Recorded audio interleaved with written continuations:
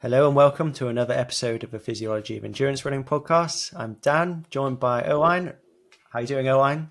Good. Yeah, really good. How are you doing? Yeah, good.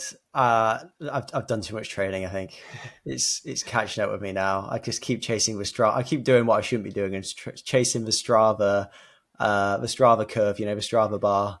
I've Yeah, got keep a it going very up. nice deviation of 1K a week over the last 4 weeks, and at some point he's going to have to give. Uh, but yeah, going all right. Yeah. I mean, if I can self promote, mine's pretty nice. I think when this comes out, we will have lost the 0 week from after the 100K, but Oh, there my you go. That's my what you my need. ramp up from the 100K is quite satisfying. And yeah, I'm in the same the other week where I had Snowden and I didn't do a long run. I was like, oh, the graph isn't going to keep going up. Yeah, yeah. Well, the thing is, I actually haven't got any races. Otherwise, it would just all obviously come down a bit. But I'm, I'm treading that fine line to between thinking, yeah, this is great. I can keep doing this. To some days thinking, oh, it's catching up with me a bit. But I always have Saturday as like a rest day. And by rest day, I mean I jog for 40 minutes, and that always seems to take me just out of that hole. Not in a hole. I've not been in a hole, but some days I've been pretty tired. In the oven. Yeah, yeah. Not well done, but getting there. Yeah. So nothing, no races lined up, or Oh, I've got a few. I'm going to do a 1500, I think, and a oh yeah, 3K. yeah. Yeah, I'm doing first 1500 since 2017, I think. I'm doing the podium 5K in Cardiff, which is the end of August. Yeah, I can't believe they missed you off their Instagram announcement as like best athletes. Oh, I didn't even see that. Yeah, I'll have a word. I'll have a word. I'm not. I think I finished nowhere. I think I was outside the top 10. I think last time, and around 14:05. So yeah. So that's the big one, the first big one. But I need something hard before that. So it's like, right, there's a BMC in Aberdare, 3K 15 double. That will blow the cobwebs away. Uh, and I'm flitting between it's going to go really well to it's going to go really badly. But either way, it doesn't matter. Hopefully, it'll make the 5K go a bit better. So I spend so much time doing controlled stuff, but I need some intensity. yeah. It's Just just that remind last little myself, dose, isn't even if it? it's just the psychology of just reminding myself what it feels like to be 3K deep into a 5K and it's really hurting, but you've still got 5.5 minutes of running to go. Yeah, yeah, Hopefully under 6 minutes of running to go yeah. On a good day, on a good I'll day. be I'll be at podium, I guess. So yeah, I think podium. I think I've said this. Podium's going to be like a confluence of like the South Wales podcasting scene. I think. Forget the Everyone will be running. there. Everyone will be there. Yeah, Everyone will be there. It's such a good event. yeah, yeah. No, really cool atmosphere. Hmm. Um, We yeah, shouldn't be giving them free plugs, should we? Really? yeah, yeah. Probably not. Don't want to sponsor the podcast. You got any races? Um, this weekend. So I mean, it'll be after the podcast, or it'll be before the podcast releases. But yeah, I saw probably the complete opposite end of the spectrum from Podium. Well, it's not Podium though anymore, is it? It's Home Nations. Home Nations 5K. Yeah, Yeah. yeah. We'll probably get in trouble for that. Uh, At the complete opposite end of the spectrum, yeah. Llantony Show Fell Race. So it's a little farm show, village area show up in Llantony, which is sort of north of Abergavenny. in the Black Um, Mountains. yeah, down a sort of five mile road that has it's one car wide, and no phone signal. And obviously to start your farm show, you do a fell race. So yeah, do the fell race for that, and then check out the farm show for a few hours after that. Will it go on It's the just Power of 10? it been absolutely nowhere near Power of 10. No, it's just so simple. It's just like you're just in the sort of big main field for this farm show, and it's like, well, run up the hill, run along the top a little bit, and then back down, and you finish back in the farm show, and that opens the show, which is quite cool. Yeah, Yeah, I like it. yeah, nice and simple. Yeah, no. Besides that, nothing lined up. I'll be at podium. I'll be watching. But no, I guess nothing until Valencia at the end of the year. Oh, Nothing big yeah, yet. you've got to get something in there. You've got to get something in. I'll get some races in. I think to move myself up in the pens of Valencia, I need a 10k or a half somewhere. So um, yeah, What kind I don't know. today? I have to figure it out. Yeah, Yeah, yeah, nice. Well, today we had a great guest on. Just finished yeah, recording, and yeah, I don't know about you, but I think this is one of my favorites. Like Dr. Emma Ross, really diverse in her experiences. PhD in exercise physiology. Went on to work at the EIS, which is now called the UK Sports Institute. Is that right? yeah, UK Institute of Sport, UK Sport yeah, Institute. I don't yeah. know. They changed the UKSI. name. Yeah. And I think just worth saying, like, because we maybe didn't gloss over it, but like that's probably one of the top jobs that a sports scientist can get in the UK. Oh, Um, 100%. Yeah. So yeah, this is the support structure that supports all of the Olympic athletes and Paralympic athletes. So anybody, regardless if you're athletics, cycling, triathlon, boxing. Just mentioned boxing. boxing, Yeah, yeah, rowing, all the like sports science and medicine support is coming from UKSI. So she was the lead of a physiologist. I think she said she had a team of 20 and she's managing all of these people across 2 Olympic cycles. Is that right? 2 Olympic yeah, cycles. yeah, yeah, So yeah, really, right, that in itself was really cool to hear her analysis and what they got up to, supporting the likes of Mo Farah, etc., in their preparations. And then I guess the second part of her career is more focused on transitioning out of UKSI and into her current role. It's been very much supporting the female athletes, looking into female athlete physiology, education, looking at analysis of where the gaps are and how they can better support female athletes, and really trying to make some moves in that space, which is something that yeah I'm certainly passionate about. I just see it all the time, under supported female athletes who have so much potential but just don't make it for reasons that aren't talent. Uh, so yeah, I think it was a really good listen, covering so many diverse topics. But yeah, definitely one of the favorites I've done to record. yeah, yeah. And I guess yeah, the current uh, company organization Emma works for is the Well HQ. They're worth checking out. It's a sort of teaching advocacy consultancy group, sort of powered or aiming to improve, as she sort of talks about education and sort of, I guess, almost like is female literacy like the right way of putting it? Yeah, But I think so. for not just for athletes but for coaches and organizations, because as she sort of talks about, like, yeah, you can talk to the athletes, but you actually need the coach and the physiologist and all of the sports science team, and then the other decision makers um, understanding 50% of your athlete population, which yeah is really important. And there's sort of so many. Yeah, we talk about it from a quite applied sports science perspective, but it goes so far beyond that as well, Yeah, doesn't it? it's physiological, it's anatomical, but also just like the social side of it plays a massive part as well, isn't it? And we go into that talking about taboos and just understanding and access and appreciation when you've got a coach who's a man and haven't even considered some of the barriers that are faced by female athletes. And that's going to obviously have a knock-on consequence on performance. Yeah, But yeah, really, really good. Go listen to it. We'll stop talking about it and giving any spoilers. Just go yeah. listen to it. Yeah. Just before we get to the interview, we're sponsored by Saw, as always. Saw sent us some really nice trail running kit. This means you have to go on the trails, Dan. We're going to see you at a fell I'm race going to soon, innit? Gower this weekend. I'll be on the Oh, trails. Yeah. nice. Yeah. So yeah, we've been trying out their it's the Ultra Collab kit. It's really cool. I mean, I've got the top here. If anyone's watching, like, just the colors alone, like it's such a nice looking kit. Um, but yeah, I was just telling you just off air, like the half tights are super cool. Like, just the amount of storage that you have in a half tight, and um, you can just tell that it's like a group of runners has worn this and been like, nah, like move this about and like put this here.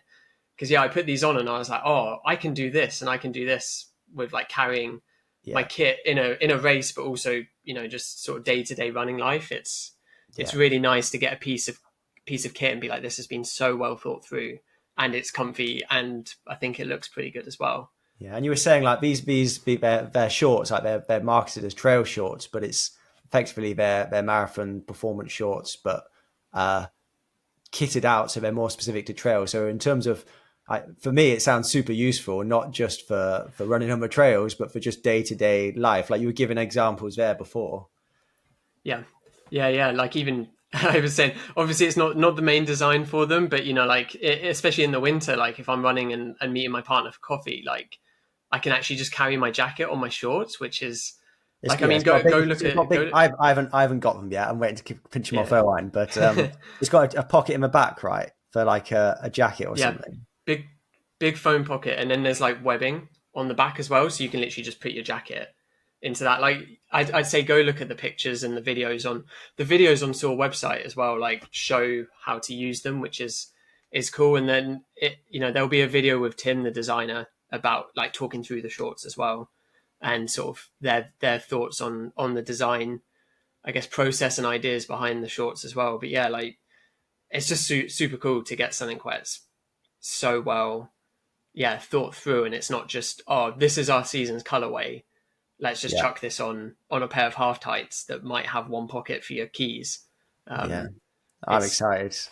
properly thought through. So yeah, no, definitely, as always, check out Saw. We love the kit. We love working with Saw as well. It's yeah, as always, fantastic working with them. Yeah, should we get to the interview? Yeah, this is an 11-minute intro. We better actually start the recording because it's not a short one. Yeah, Enjoy it, guys. as enjoy the interview. Let us know your thoughts, and yeah, we'll catch you next time. So we're really lucky to be joined today by Dr. Emma Ross. Emma is a co-founder of the Well HQ. She has a PhD in exercise physiology from Brunel. She's worked in a number of roles across sort of different aspects of sports science. Emma, my first question, I guess, is like I've sort of listed some of your credentials there, but how would you, I guess, describe what you do right now? Like what's your, I guess, elevator pitch, if I can use an Americanism? Yeah, I mean, you've said where I started, which was in academia. Where I've ended up, and this definitely is like the sort. I feel like the purpose of my life in terms of job now. I've really found something that's very aligned to my purpose and values. But what we do now is we want to educate everyone in the sport, physical activity, fitness sectors about women's bodies, so that they can support and serve women the best they can, and really try and redesign sport so that it works for everyone within it, and that includes women. Nice. Yeah, I guess very, very big goals, and like I don't know what the right word is, like noble, and I think maybe me and Dan sort of feel that sort of same feeling from having done a bit of research ourselves. I guess we sort of wanted to follow your career a bit chronologically because we think it tells like quite a nice story about how you've ended up doing what you do now. So I mean, going back, you're a graduate of Cardiff Met as well. Were you based up at Kincoid as well? Yeah. So I started my first undergraduate degree was at Exeter. And we were, I mean, this ages me, but we were one of the first cohorts to be kind of pure sports science students rather than PE students. I was at St Luke's, and that was had formerly been a PE college. And we were, one of the first generations of students who could study sports science, as a thing. And actually at the time, it probably wasn't, I mean, it turns out it was an okay career decision, but it probably wasn't a great career decision, as in the number of career sports scientists was very few compared to what we have now. So I started at Exeter, then I did my master's at Cardiff Met, and I was at Kincoid. I was there for 2 years. I played rugby there. We won the Booster finals at Twickenham. So I had an amazing experience in Wales, and then I went on to do my PhD at Brunel. Yeah, and then continued sort of in academia. So you worked at Brighton and Brunel after that, right? So go on. I was going to say, and you were doing research into, was it brain blood flow at sort of altitude and hypoxia? Yeah, my research probably couldn't be further away from what I do now. Although it's all physiology, right? It's all the human body, and I think that's what, if there was one sort of invisible string that runs through my career, it's really trying to understand how we are influenced by our physiology, and now very much also how that connects to our psychosocial experience of the world. But back when I was researching, my PhD was in neuromuscular control of muscle, so it really was interested in the role the brain plays in processes like fatigue. And to expand on that a bit, if you're an endurance runner, your audience will know why fatigue happens. You deplete your fuel stores, you build up metabolites in your muscle. Depending on what intensity of exercise, there are certain fatigue processes that are happening locally in your muscle that mean over time it can produce less force. But your brain is also very much looking after your body in all of these circumstances, and it almost takes over at some point, in terms of, it kind of doesn't matter what's happening at the level of the muscle. The brain says, okay, now, perhaps we're too hot or we haven't got enough fuel, and I'm going to start taking over, like, how much we can activate these muscles and produce force. So my research was really to understand that. And I started off in quite a niche area of respiratory muscles, because my supervisor was Alison McConnell, and she had actually developed the Power Breathe, which I don't know if you've heard of. It's quite an old device now, but inspiratory muscle training is still a thing. And we were trying to understand, because the inspiratory muscles, so the muscles we use to breathe, we never thought we could train them, or I don't think we ever really considered their role, particularly in endurance exercise. But obviously ventilation is a huge part of doing exercise. And so Alison's work was really trying to optimize the inspiratory muscles' role in performance. And so when I came along, I had two supervisors, one who was interested in the brain and its power over muscles, I guess, and Alison, who was interested in breathing muscles. So we combined the two, because breathing muscles, and this is quite geeky, but breathing muscles are quite interesting because they are, involuntarily controlled, as in we breathe. That's like a natural sort of brainstem process. But we also can control our breathing. We can modulate it if we sing, if we cough, if we eat. And so the inspiratory muscles are under voluntary control as well. And so it was quite a niche but interesting place to start my journey. But then very quickly, I wanted my research to be somewhat applied. And by that, I mean, I wanted to understand the meaning it had for the end user. And I was a sport and exercise scientist. So I was kind of like, I think I really want to support people to understand either performance or health and exercise. And so one of the first things I did when I finished my PhD, because the particular device that I used to study the brain was called a transcranial magnetic stimulator. So you hold a magnet over the brain, you zap a certain part of it, to use a very technical term, and depending on where you are stimulating the brain, those neurons will be connected to a certain part of your body. And because our hands have a large representation in our brain, because we need to use them for very fine motor control, those are the things that are easiest to study with this brain stimulation. And so there was lots of research, even on things like fatigue and sort of muscular performance in the hand. And I was like, I don't think there's a Olympic event out there where you're just doing thumb adduction. So I was like, right, I think I want to make this more meaningful. And so I validated that whole technique about understanding the brain to muscle connection in locomotor muscles. And that was harder because they're kind of bigger, cruder muscle groups, and they don't have such large representation on the brain. So there were some challenges there, but that was kind of my goal. It was like, if I want to understand fatigue, I want to understand what's happening when people are using muscles that they would tend to use to exercise. And so, so my research kind of shifted into understanding fatigue, predominantly in endurance exercise. And then the final shift was probably into environmental conditions. So we know the brain is really kind of vigilant about our environmental conditions. We keep our core body temperature, for example, very tightly controlled. And so I was interested in, what happens when we do get really hot? Or what happens when our oxygen levels do fall lower than our body would like?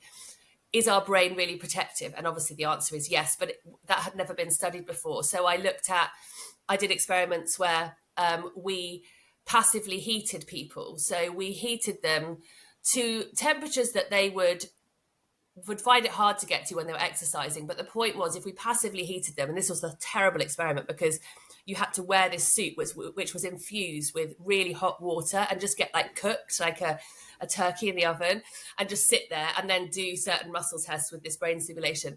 But it was trying to understand, even if you weren't using your muscles and getting tired, did your brain start to kind of govern what output you could send to your muscles? And the answer was yes. So even if you passively get hot, you reduce the amount of output your brain is sending to your muscles.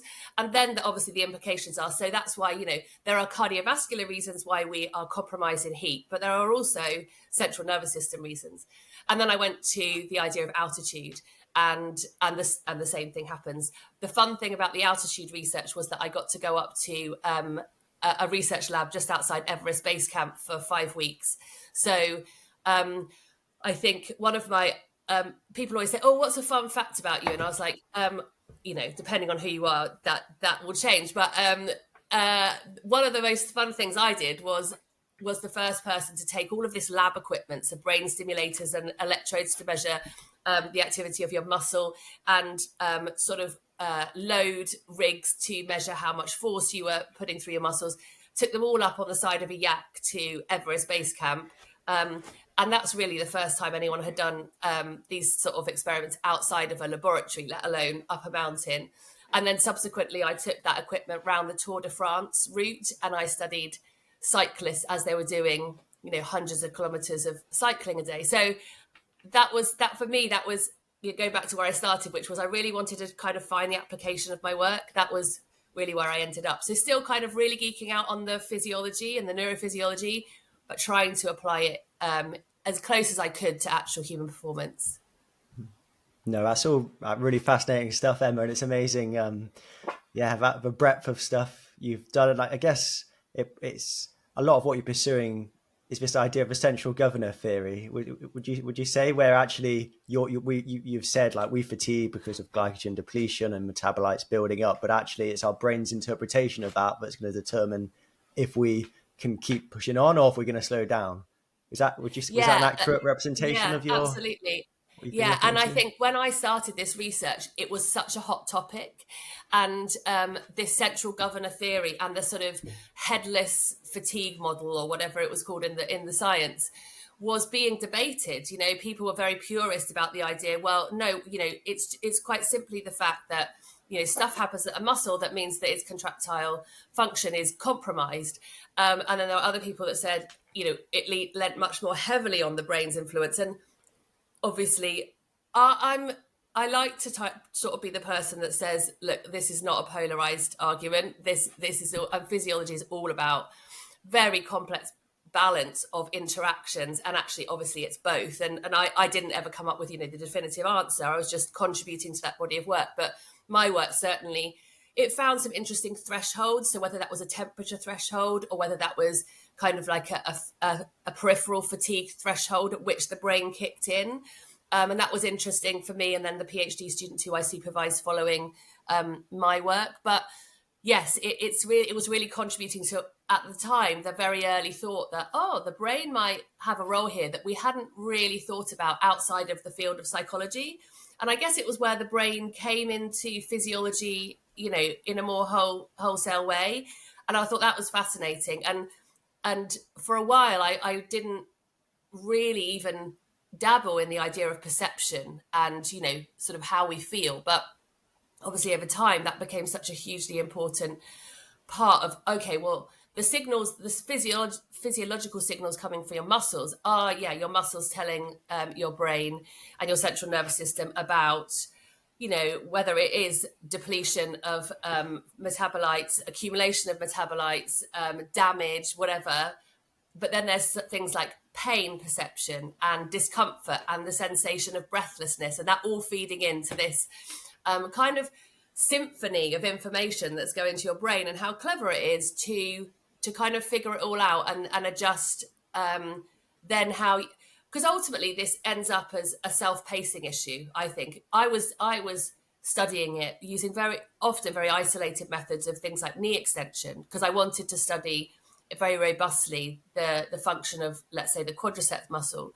But as you go to whole body exercise, it really was this kind of, how all of these things play in concert to then help you self-regulate your pace, for example, which essentially is how much force you're putting through your muscles, so that you can maintain some kind of homeostasis. And then how that pace has to slow down as these signals get stronger, and also as you experience things like peripheral fatigue. So interesting, because it's physiology in action, because physiology is really the interaction of all of our biological systems, isn't it, to create, whatever the outcome that we're studying. No, I think it's it's completely not binary, isn't it? It's obviously not binary, a head versus peripheral question. If we improve our VO2 max and our thresholds and economy, we're going to be able to run faster. But we also know that, I personally, anecdotally know that there are some races where I can push myself much harder than others due to the psychological factors around there. Like if it's a goal race that I've been preparing for 6 months, or I'm representing my country, then I'm going to be able to push myself more than if it's a local cross-country race where the outcome really doesn't matter. And I think you can't break it down, can you? I worked at the Institute of Sport, which we might cover, but and I work as a physiologist and as a sports science working with athletes. My team very much biased towards endurance sports because they're linear, right? And as you say, the energetics and understanding the determinants of performance are much more straightforward than when we were supporting boxers or sailors, where there's a lot more technical, tactical elements. But even then, yes, to get everybody, and this is not new news to you guys or your audience, but to get everyone to the start line, you have to have maximized their physiological capacity and their ability to, perform in this linear sense. But what separates people is usually something else, if you get to the elite end. And I love that idea that, it's not, even in the most purest of sports where you go bigger engine, better performance, you go brilliant. But then you get someone on a track who's running far below their capacity because of the tactics of the race. And suddenly, it's game on, because it's now not down to that. It might be down to sprint finish, which is not particularly an important part of endurance performance, or it might just be down to who can hold hold the mental game the longest. And I love that about sport, because even in the most purist sports, it's still not that simple. Yeah, definitely. And like you just mentioned it, like this is where we're going to go next. So you were saying you liked having a bit more of an applied sort of approach to your work, and then you maybe took, I guess, possibly the ultimate step for a sports scientist or physiologist at least. Like, so you moved to the EIS, so English Institute of Sport, which that's now UKSI, isn't it? Yes, it makes saying it really much harder because you say the EIS, which is now the UKSI. Yeah, but you were the lead physiologist there. I think I got the dates right. So you were there in 2013 to 2020. So you oversaw a couple of Olympic cycles. I guess how was that change, first of all, from academia to the really applied sort of end of the spectrum? Oh my God, it was exhausting. Like, as in the first year was exhausting, and I don't. The transition into the real world and into worlds of coaches and athletes and applied practitioners who, as much as you think you understand physiology, it's kind of it ends up being a very important but small part of a role as an applied sports scientist. And then I was in charge of a team of 20 sports scientists working across a breadth of sports. And so I absolutely loved understanding the determinants of performance for such varied sports. That for me was again, a sports scientist's dream, is trying to understand how a physiologist can impact performance in sailing versus a cycling or a swimming or a diving or a boxing. And, because some are more obvious than others. But it was really challenging because elite sport is a very unique ecosystem. When I arrived, I really sensed the power dynamics that existed within that system, which have shifted a little bit. But I think at the time I arrived, and by the way, the time I arrived was the best time to go, I've biased to go into Olympic sport because we just had the London Olympics. So we'd just had a home games, we'd had our best performance, and the sort of mantle had been put down that we wanted to be the first country to get more medals in the next Olympic Games than we had in our home games. And so, but with that challenge came resource and energy and excitement, which was so a great time to go into Olympic sport for the Rio cycle. But yeah, it was a very different world. And what I naively went in thinking was, I'm smart and I employ tons of really smart people who understand physiology like the back of their hand. Like, we're going to have such a like critical role. And ultimately, like, yes, I think those practitioners did, but it didn't look like I thought it would look. We weren't often having conversations about cutting edge science. We were having conversations about sometimes very fundamental things to do with performance that butted up perhaps against what a coach believed, because coaching wisdom, coaching craft, coaching beliefs are really valuable, and they're also very powerful, and they hold a particular place in the power dynamics of sport. And so as a scientist, you're like, a very small cog in this coach and athlete's wheel. And I think that's changed over time. And I think as coaches have gone through different sort of, I guess, training and experiences, and they've experienced sports science perhaps as a former athlete, and that is shifting. And it wasn't that the coaches were wrong, it was just this it was a whole new world. And what I learned then about sports science was your ability to influence, your ability to kind of observe and be curious and choose your moment to make suggestions, your ability to build relationships in very high pressure environments. Those were all as important as being a great physiologist.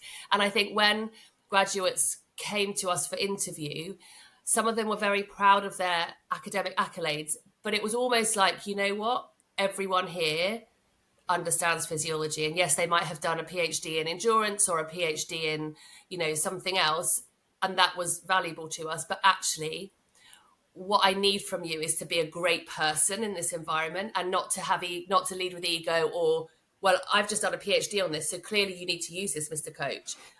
Like how over the next 3 years might you get the coach to adopt some of the things you've learned? And that was a kind of mind blowing to me. And we had just put, at the time, we had just put physiologists into boxing. And they were a highly successful team, one of our most successful teams at that time in the Olympic system.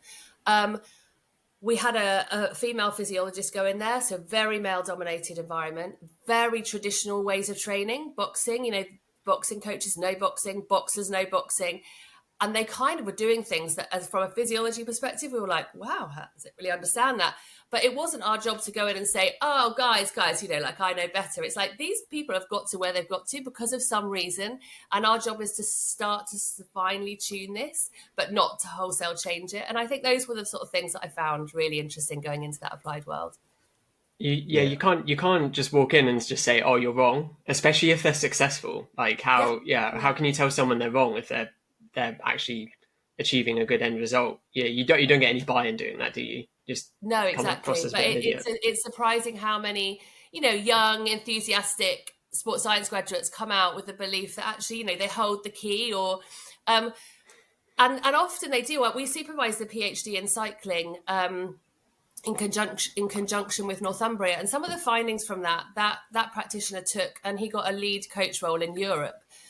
And I believe purely on the fact that he kind of really sort of redesigned how he thought about power production in cycling. But, it took 8 years. Like it wasn't just like, I found this, let's do this. And I've always thought one of our projects that we did was optimizing the warm-up for cycling. And it was, again, and actually for a few endurance sports. And it was at the time where we were introducing the idea of high intensity exercise within a warm-up, which, again, ages me. People will be like, of course we do, a variation of intensity in the warm-up. But this, people would be doing quite low intensity warm-ups for a race where actually they needed to access quite a large part of their aerobic capacity and their range. So we introduced, high intensity bursts. We talked about VO2 kinetics and all of these things. And we kind of completely saw that you could get better performance off the start line with this type of approach. But the warm-up is kind of like this very traditional part of athletes, kind of lore and coaches' ways of doing things. And changing that was really hard, because a coach might have warmed up the same since they were like 10, and then they might, have got, and like you say, it's worked for them. So it's just, and it's like, we could fine tune this, but we've got to also get through all of these layers of like what people believe and have been used to. And I think that's fascinating. Yeah, I mean, we've done a whole episode on VO2 kinetics and priming, and actually it's amazing that I think that's one of our episodes that's had the biggest impact, and that's what people come up to us and talk to us about, saying, "Oh, well, we just used to jog and then start the 5K," and you go, "No, that's not how you do it." So, putting in some sort of intense bout in there, and the evidence is really clear that it's effective, but it's also getting that message out and changing a way that people, like you said, it's very traditional. People's approach to how they warm up, and it's also about pressure environment of they are getting ready for a race, they don't want to change anything, and I would 100% echo what you've said there, in that sports, being an applied sports scientist isn't just knowing stuff, it's how you build relationships, and work out how I mean, I think my recommendation coming in as a starting point is always just observe what they're doing for ideally a year, and then maybe you could suggest making some changes. You come in all guns blazing and go, right, you need to do this, this, and this. They're just going to shut you down. And being curious, Dan, like, and sort of, just really having conversations like, what keeps you up at night? And it might be something completely different to what we think as a scientist. And I think over time, and the warm up is a really good example of where we can see how sports science is influencing practice and behavior and coaching, absolutely, year on year on year. So it's not that it can't ever get into that space, but it is the craft of delivering it. But also we know that the science of performance, and actually I guess the determinants of success, have broadened. So one of the jobs that we did as a physiology team was really explore everyone's model of the determinants of performance. And yes, you might, as a cyclist, you might say, we want to achieve this lap time, because we know that to achieve the world record, we need this lap time and we need to do it this many times. But branching off from that is all the things that might influence that. And yes, there's all of the physiological demands, but there are also things like sleep, and managing stress, and all of those things have a physiological basis, staying injury free and all of that. So, but these models, what they allowed us to do was, everyone might have heard the sort of trope, does it make the boat go faster? It's like, rather than getting distracted with, like there'll always be, and it's usually commercial brands, but coming up with a new thing and saying like, this is going to, we had some, crazy ideas being sort of peddled to us in sports. Like, this is going to make your, your athletes better. But actually it's like looking at your model of success and like what the determinants are and saying, is what I'm trying to do, can I find a spot on this model where I'm actually impacting it?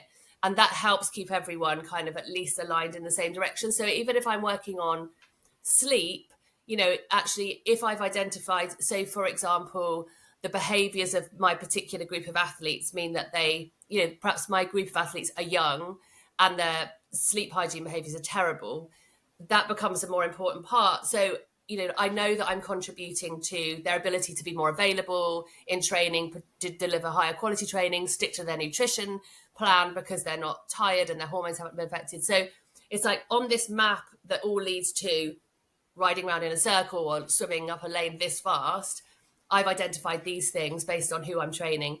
And then everyone kind of gets aligned. And whether you're an engineer or a biomechanist or a physiologist or a psychologist, you can kind of all find your place on that map. And I think organising sports science in that way has evolved.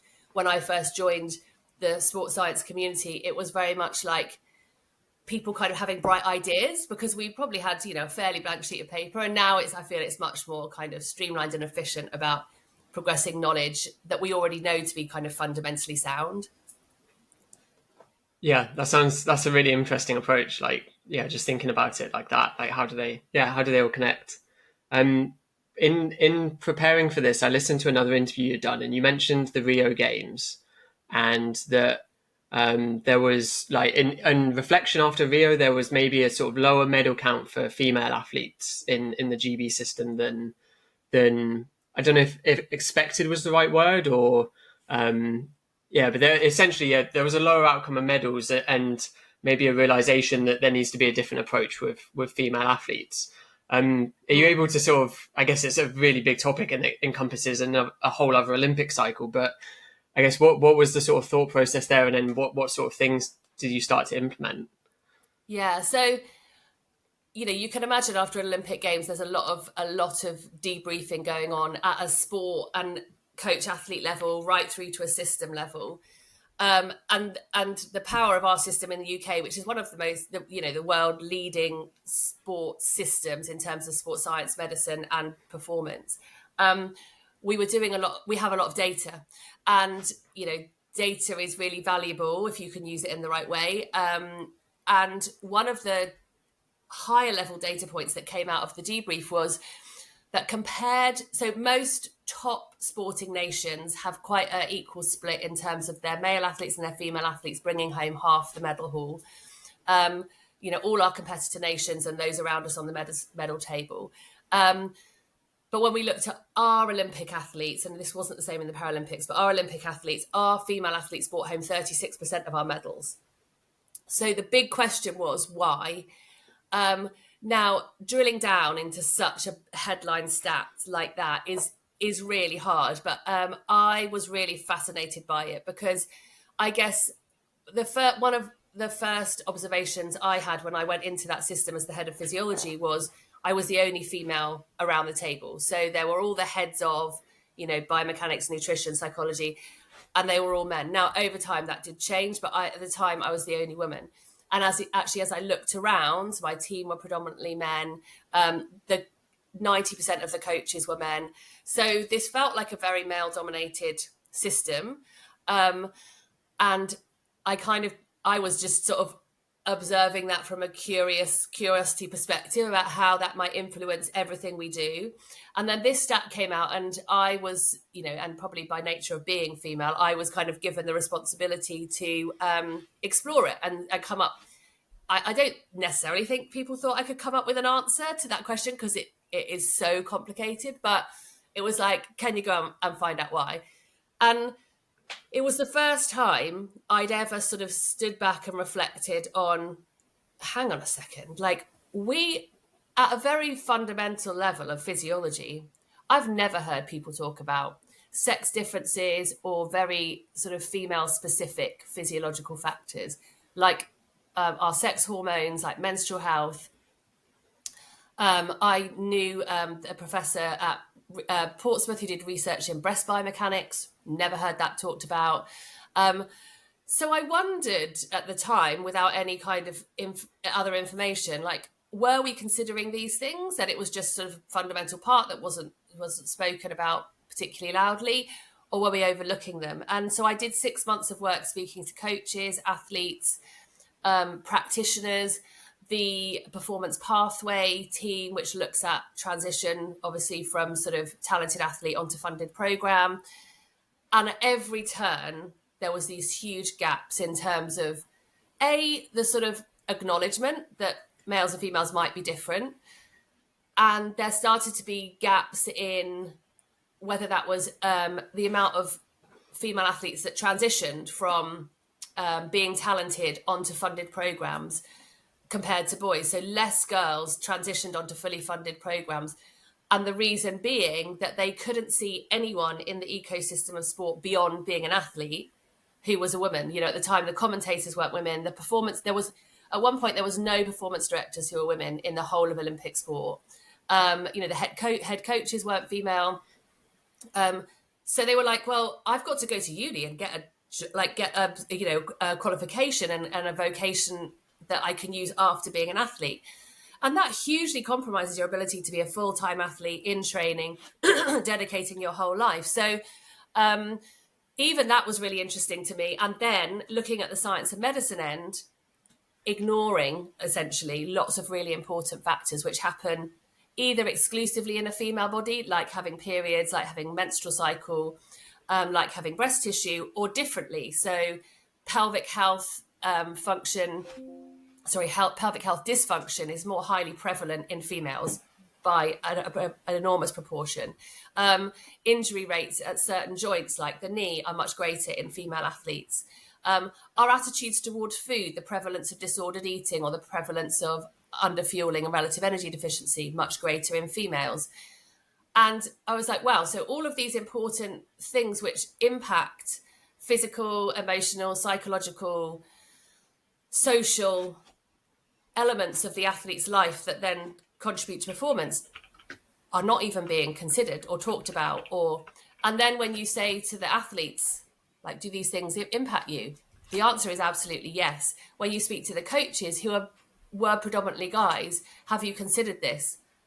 Is it really is it really important? Like, you know, and so a huge disconnect. So that sort of insight piece of work I didn't lead me to any answers about why our female athletes got less medals. You know, we also found out that girls drop out of sport at twice the rate of boys in their teenage years. We found so many gender gaps, you know, the visibility of girls' sport in the media. Yes, it's improving now. It's still quite meager. And then it was like 4% of, you know, coverage was on girls and women's sports. It wasn't on the telly. There wasn't equal prize money. There wasn't even equal access to coaching and facilities. Girls and women's teams got, you know, the shittiest pool times, or after the guys had trained on the pitch, when it was all cut up, that's when they could go, or they got put on the artificial surfaces. So everywhere you look, there were these gaps and gender gaps and inequalities. And so my job for the Tokyo cycle, which there was lots of things going on for the Tokyo cycle. So it was going to be really hot and humid. And as physiologists, this was like our time to shine. And we were so excited that we got, you know, like that people were like, how do we perform well in very hot and humid conditions? And we're like, we got this, guys. We've been waiting for a hot, humid Olympics for a few years. So we were working very hard on things like acclimation and acclimatization protocols and, you know, in-event cooling strategies. And we worked on those for years with our academic partners. For me, that was like, that's great, but we kind of like, we got that sorted. This other stuff that I'd kind of uncovered, I was like, we're not doing it. And no one even really knows why we should be. But at my very core, I thought, you can't tell me that huge hormonal flux across a month is going to affect zero athletes, when actually as physiologists, we love a hormone. Like, we know how influential they are and how complex their interactions are. And the more I uncovered, the more I realized that actually not looking after some of these female health aspects was causing athletes to break. Underfueling led to osteoporosis eventually via a number of stress fractures, which led to athletes having to stop their athletic career. And I was like, there is too much evidence here that these things are important. And so that became kind of my mission. Was I thought I would probably do like a year of education, a coach education, practitioner education, just to say, like, kind of, here's the data. Because people talked about the data gap, and there was only 6% of people studied in sports science research were women. And that's true. And we've got so far to go to really understand the female body and performance. But we knew enough about many, many things, even just the prevalence of issues, to be able to start doing something. So I presented the data in a big education roadshow. And it just took 4 more years to even like make a dent in terms of the whole ecosystem going, oh, totally get it, and totally want to invest in it and prioritize it and value it, because I know that my athletes' availability, their health, their risk of injury and illness, and their performance are going to be affected. Perhaps not by all of the things I was talking about, but certainly for some female athletes, some of them. And yeah, so that was an amazing time, because it's not often in sport, I don't think, that you uncover, and, you know, I didn't do it all on my own, but I was really the most vocal person about it. You uncover such opportunity. Like, we'd been talking about marginal gains for so long. You know, we were sewing the seams differently in skin suits to make them slightly more aerodynamic, and, you know, shaving grams off a bike, or, you know, thinking about energy return in trainers. And we were going to the edges of like trying to push human performance. And I'm like, we've got stuff that knocks people out for 4 days a month, and no one's talking about it, or no one has a solution about how to stop it. For example, the menstrual cycle. So I was really excited. I was, and actually, to end this story, what was interesting to me was when I first started kind of making a song and dance about it, the athletes were really cautious because, they were like, for so long, Emma, we've been fighting for equality. We want the same pay as guys. We want the same coaches. We want the same access to facilities. All of these things, periods, sports bras, pelvic floor, injury, you are putting forward make us look like the weaker sex. They make us seem fragile, and they make us seem like really complicated. And we've been trying to sort of downplay anything female about us so that we can reach this kind of equal level with guys, and people take us on the same level as guys. And I was like, okay, we're going to have to reframe this. This needs a rebrand, because this is not about the fragility of the female body. The fragility is in the whole system, which has completely ignored the fact that we don't know anything about it, and we're not doing it. So, having periods is just a normal part of being female. Having a menstrual cycle is a normal part of being female. We've talked about priming, like manipulating hormones. No one went, oh, we've got hormones that if we don't pump them up, they don't allow us to perform really well. We figured out a way to like optimize our control of them. And yet we had this menstrual cycle that everyone was like, oh, that just makes women really hard to study and train. And it's like, no, it's a huge opportunity. And the fragility isn't in the women, it's in the people who haven't said, how do we optimize that? So it did get a rebrand. And I think that's the female athletes really got behind it, because they were like, actually, you know what? This isn't about equality, it's about equity. And the difference between the two things is about not giving every athlete the same thing. It's about giving every athlete what they need to reach their full potential. And for women and men, that might be different. For young athletes and older athletes, it might be different. For neurodiverse athletes, so it's not just the gender thing, but absolutely we had a long way to go to reach that equity. And we're still getting there. So you've done this 6 months plus breakdown analysis of what the barriers are facing women, and I guess you framed it there as it's a great opportunity to actually just nail some fundamentals and really probably make a massive difference to the performance outcomes of women. Was there a point where you were just completely overwhelmed and like, where do I even start with this? If we're talking about things as diverse as menstrual cycle, red S, and injury prevalence in the hip and knee, where do you start, like with such a broad number of barriers that face 50% of the athletes that you're working with?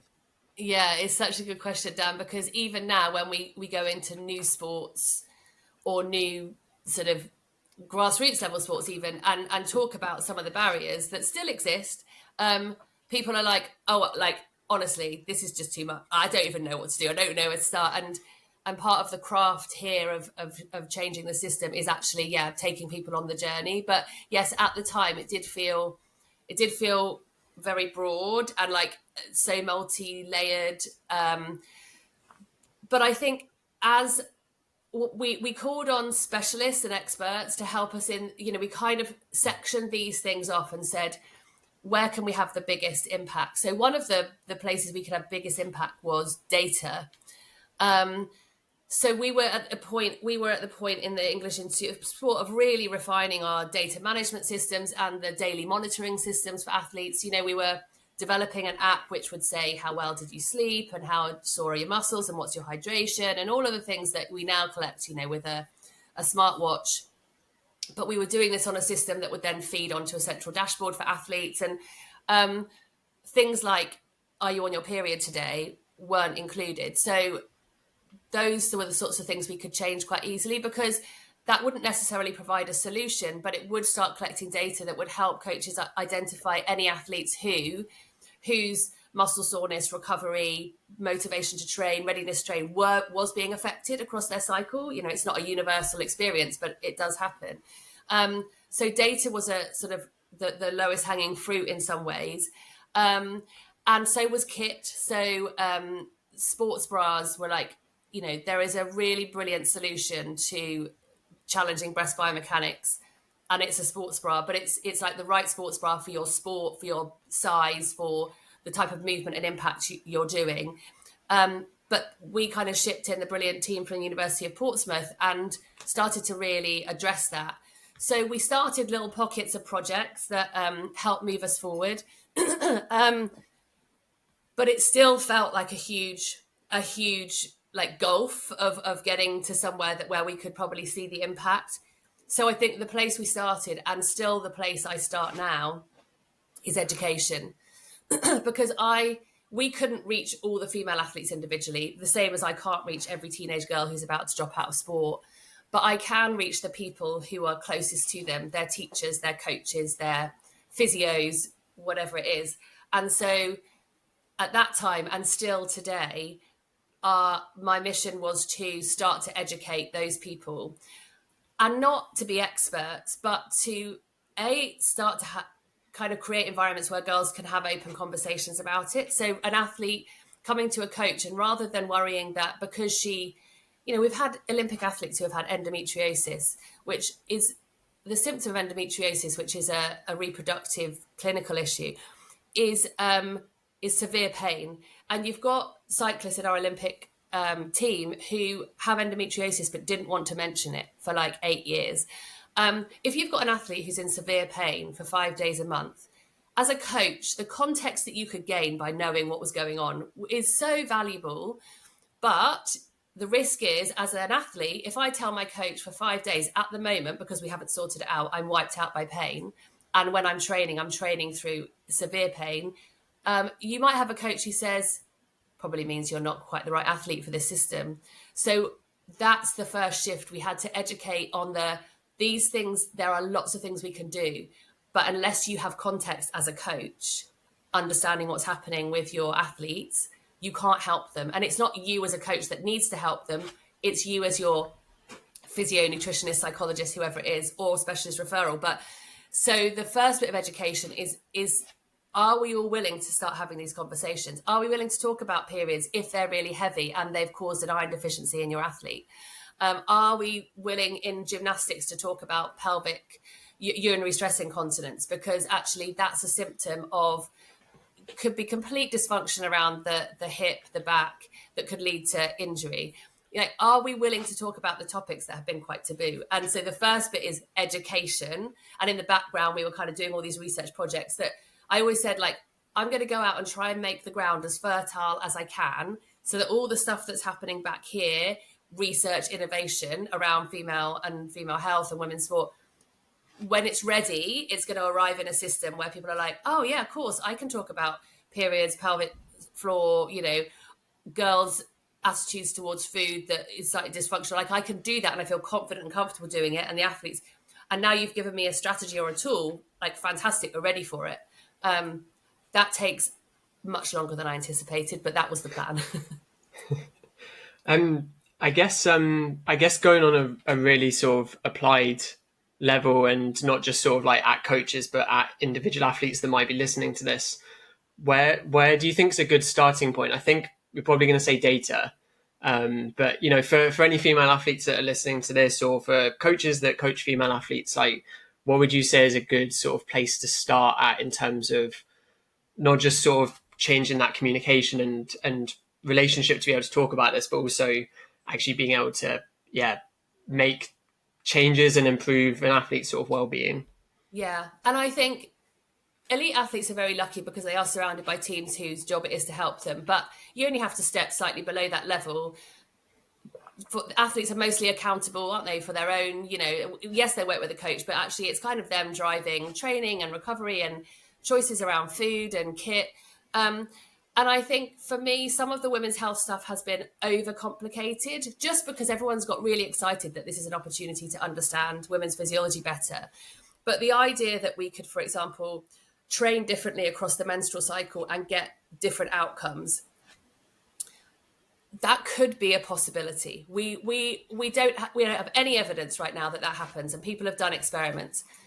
But hormones are really cool things, and I still think playing with the environment they create in a female's body could be an opportunity for really interesting training science. But at the moment, what we know is it doesn't matter. Actually, training well and training consistently and staying injury-free is the most important thing. So rather than thinking, oh gosh, do I do strength training here in my cycle and do I not do it here? And it's like, do really good training, but understand your own experience of your cycle. And are there days where you do have a, tighter hamstring and it's consistently happening each month? Are there days where pain or symptoms mean your availability to train at 100% is compromised? Are there days where your appetite is really affected and so fueling becomes actually slightly more challenging? Like, what is your experience of your hormonal cycle? Do you have really heavy periods that could be contributing to some kind of iron deficiency? Like, what is your cycle? What does your cycle look like? And then, are there any things you need to work on to help you get the best out of yourself on certain days or times of your cycle?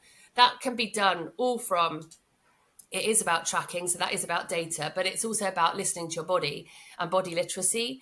So for me, it's like understanding your own cycle and making sure you're really happy that you can get the best out of yourself on any day. And you know what the strategies are to do that. Finding a brilliant sports bra, the impact that breast movement has on particularly over endurance competitions. I always roll out the stat from the University of Portsmouth that breast movement over the course of a marathon will cost you a mile. And it shortens stride length, it changes running economy, it changes ventilation mechanics. If you haven't got a good sports bra, you are putting yourself at a biomechanical and a physiological and a perceptual, because we know perception changes, disadvantage. Yet we know that about 80% of sportswomen aren't wearing the correct sports bra. So these are things that as athletes we can take control of and find really good information and then act upon it. And finally, I think the injury stuff with women and girls is really interesting because everyone, and particularly, we just had football, and actually this Euros was slightly less dominated by injury than the last, because the last Euros we had 30 ACL injuries across the whole tournament. But even people running in straight lines or, doing endurance competitions are still at risk of injury. And as women, we haven't necessarily been socially conditioned to do strength and conditioning work. It wasn't, when boys mature and are sporty, going to the gym is a very natural progression. Being strong and powerful is quite a good thing for guys. For girls, it never has been. And even if you're a really committed athlete, for a long time during your teenage years, it wouldn't have been in the forefront of your mind to get strong. But actually, that is contributing to the prevalence of injuries in girls and women. It's our ability to be strong, stable, and functional. Our ability to lift weights, which we haven't necessarily been taught how to do. And because of our biomechanics and because of our skeletal anatomy, we start at a slightly disadvantaged way in terms of injury risk, but we can totally negate that risk if we condition ourselves really well with good functional movements. And there's been lots of research about injury prevention programs that can reduce injury in girls and women between 20 and 40%. So we know that doing, and it's not rocket science, it's squats and lunges and decelerations and accelerations and changes of direction, but done really intentionally and done with really good technique, because naturally we don't necessarily have great technique as women. So these are things I think athletes can absolutely step up and sort of take accountability for. And when I first, started working at The Well, or founded The Well, the first thing we did was write a book. So we wrote the Female Body Bible, which was a book that was basically saying to athletes and active women, you don't have to be pursuing a PB. These are some of the things that just by understanding them more, you can really improve, your lived experience of being a woman, or your health, or your performance. And we think it's a bit of a disgrace that we don't get taught it at school, but here's kind of the handbook. And that was really the motivation behind the book, to give athletes sort of the information they need to be ambassadors for improving all of those things.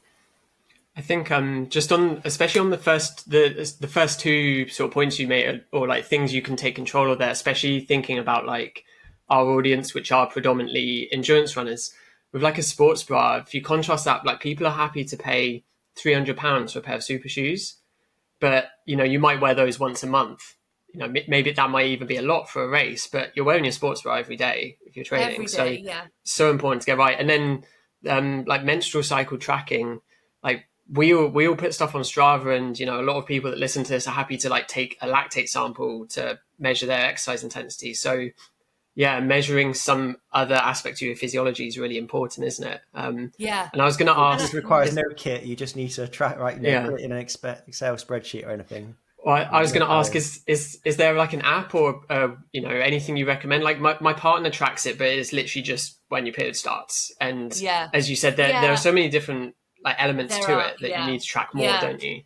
And I think when your period is, and how long it is and how heavy it is a good place to start, because it's like the most obvious thing that you can record. It's happening to you, you're managing it, so you kind of think, oh, I'll put that in. And it also helps you to predict things like cycle length. One of the first signs that you might be under fueling is a change in cycle length. And then often one of the symptoms of relative energy deficiency is period stop. And if you're not tracking, you might lose like track of that over 3 months and be like, oh, actually I haven't had a period, or that cycle was 60 days long. That's weird. That's your body's way of saying, like something's changed. And we have for so long normalized things like that, normalized stopping periods. Like if I'm an endurance athlete and I'm training really hard, of course my periods will stop. The hormones of the menstrual cycle are so vital for not just allowing us to be reproductive, but for bone health, for heart health, for immune function, for cognitive function. You are much more at risk of developing a stress fracture and eventually osteoporosis if the longer you go without periods. You are 70% more likely to suffer mental health issues the longer you go without these important hormones. So even knowing you have a regular cycle is a great metric for athletes to have. But the brilliant thing about endurance athletes, like you say, they love data, and they're collecting power output, and they're collecting lactate, and they might collect sleep, and they've got all of their watches and their rings on, and their power meters on their bikes or whatever. And actually, if you can, if you're a data whiz and you can add in where you are in your menstrual cycle, like day by day, this is day one, and then just day counting, and even any symptoms or motivation to train or muscle soreness and recovery. If you're a data whiz, you can start to say, is there anything happening month on month which is consistent? Because sometimes it won't be, but you might be like, actually, at this particular time, it seems to take me 2 days longer to get rid of that muscle soreness if I do that session. Or, like I'm always producing 10 watts less here. Oh, it's the day before my period arrives.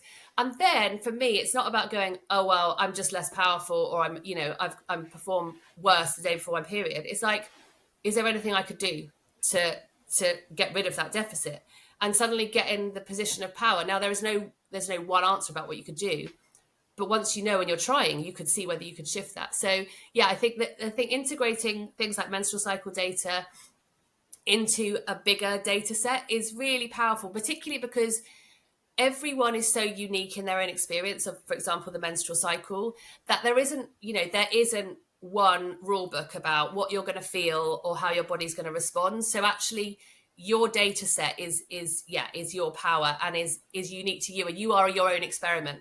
And month on month, you can see any patterns. And like I said, if you're having periods that are long or heavy, actually thinking about, do I have any signs of low iron, or do I have a regular cycle? Like even that for me is a really powerful metric. So yes, you can use apps so that there are lots of apps out there now. The apps that I prefer are the ones that don't. There have been apps that have been commercialized to sort of give you advice and say, oh, you might choose to eat these types of food or do this type of exercise. I 100% think you are the best judge of you. And if you've got a training session today, you don't need an app saying, well, probably not the best time to do that. All you want to do is kind of monitor what your experience is, and then see any patterns, or just feel really well informed. So the apps which kind of don't shout back at you, oh, this is you, when it's not, or just use your own platform. And now I'm hoping that platforms that are more, are used more widely will start to include the ability to input some of this data. But yeah, using an app on your phone or using your diary is still absolutely fine. It's about gaining information about yourself.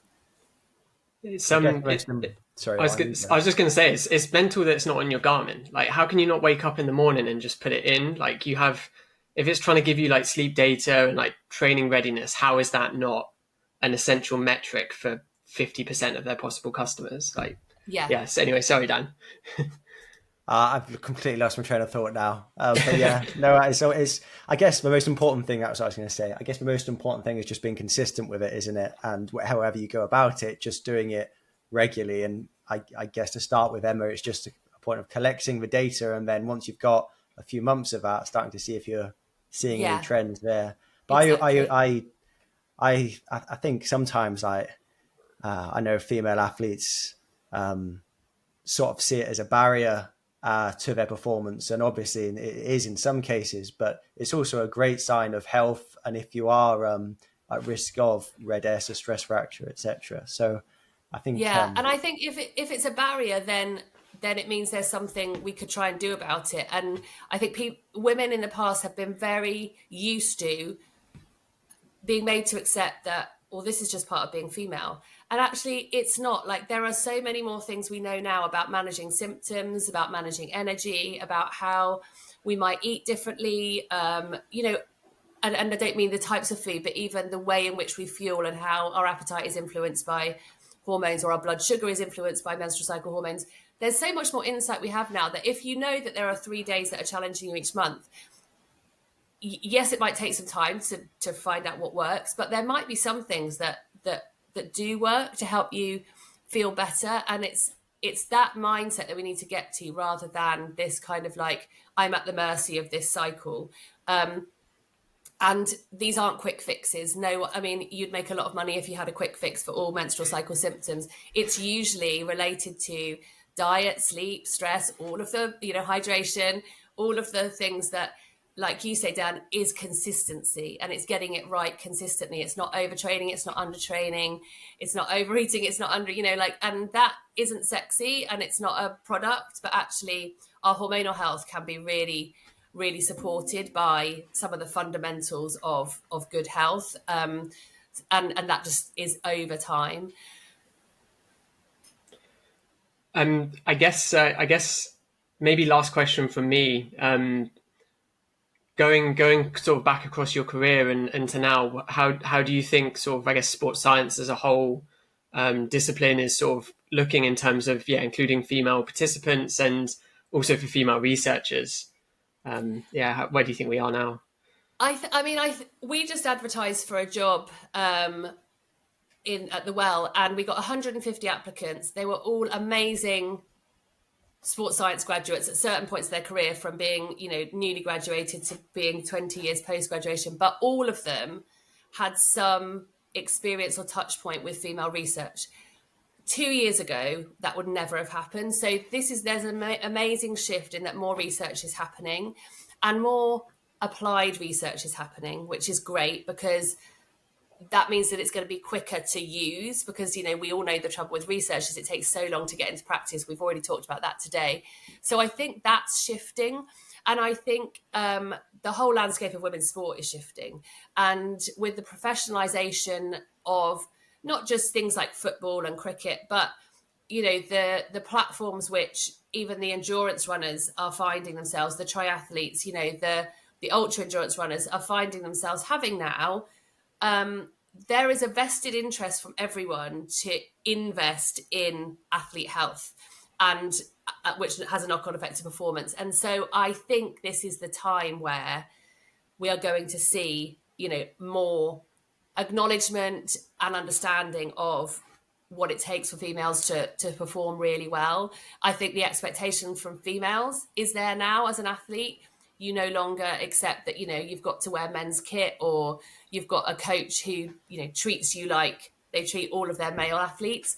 So the expectations are growing. So I think everything's moving in the right direction, but we can't kind of accept that the job is done. More research needs to happen, more good research needs to happen, and more applied research needs to happen, I think, because otherwise it's gonna stay in the lab for too long. And then, like I said, the whole system needs to be primed so that, everyone's willing to have the conversations about all of these aspects. But I think we're in good shape. We just need to keep keep pushing it forward. And things like this, which is giving it a spotlight, hopefully in time, the idea that we had to kind of shoehorn female health and women's physiology into what we know will become a really ridiculous idea. And as a coach or an athlete, you'd be like, of course I know this is what we do, or this is how we might improve our performance. At the moment, we need to shine big spotlights on it so that it can eventually become integrated into just, how we view being an athlete or being a coach. No, that's fantastic, Emma. I think that's a great place to end. I think I could keep talking all day, but I think we could we could literally talk all day. It's such a broad topic and something that's really important and something we recognise, but we wanted to address because I think what your cause, Emma, is like really really important and needs, like you said, just more awareness, more knowledge, and only when you've got that, you've made a fertile environment. I think you said we're gonna evolve from here. But thank you very much for your time. Really appreciate you giving up a morning for us. And definitely listeners, go and find out a bit more about Emma and the Well HQ. Yeah, thanks, Emma. Thanks, guys.